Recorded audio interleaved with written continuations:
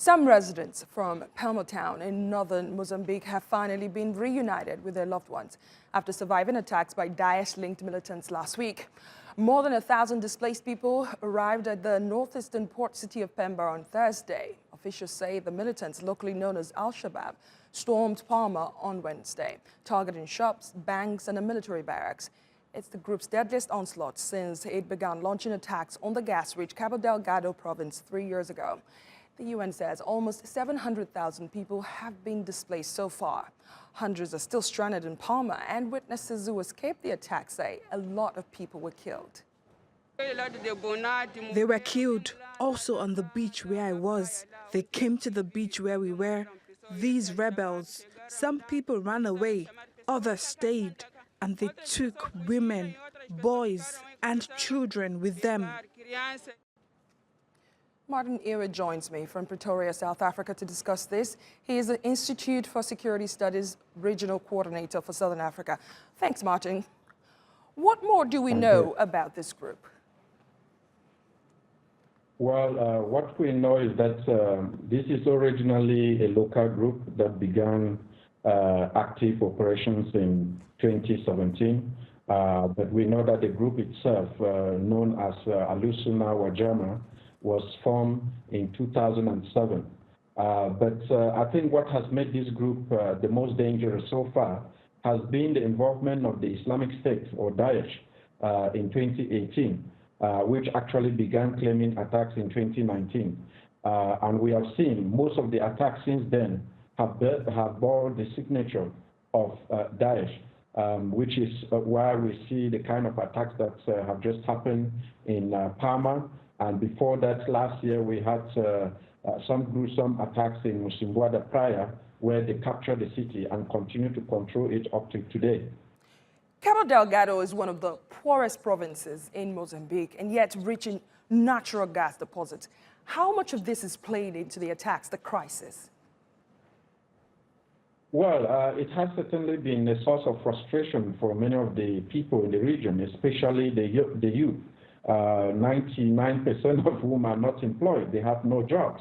And the coming of this insurgency has made things even worse for northern Mozambique and Cabo Delgado in particular.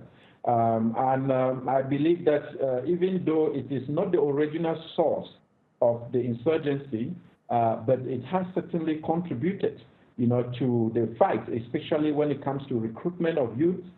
Young people who have no jobs and have been lured by Alusuna Wajama and the Islamic State. So certainly poverty has a role to play in the continuation of this insurgency so far. So what will it take to bring the insurgency to an end?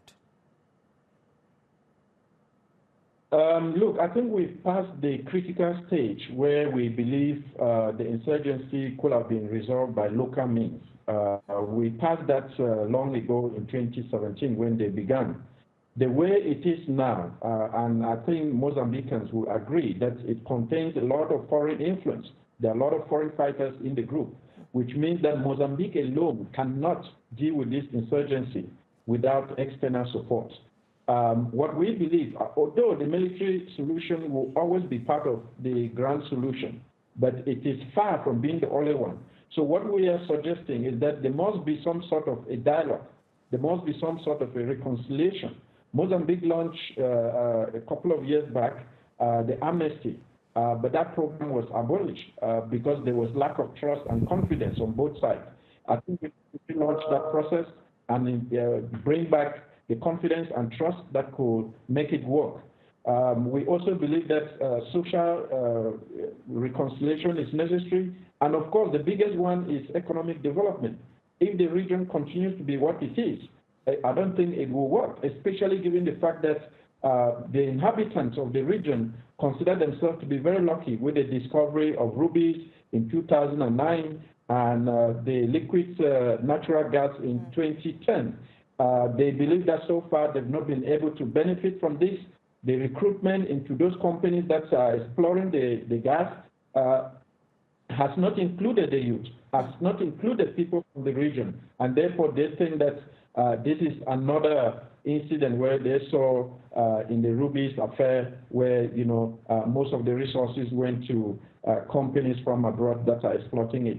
So we believe that the economic development must be a key part of the solution to deal with this insurgency in the north. And of course, border control, because we've seen that many of the insurgents are coming from Tanzania, they're coming from Somalia, they're coming from the DRC.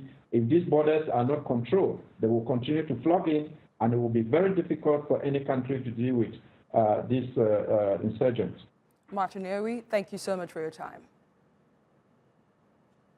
That's Africa Matters. Thanks for watching. I'll see you next time.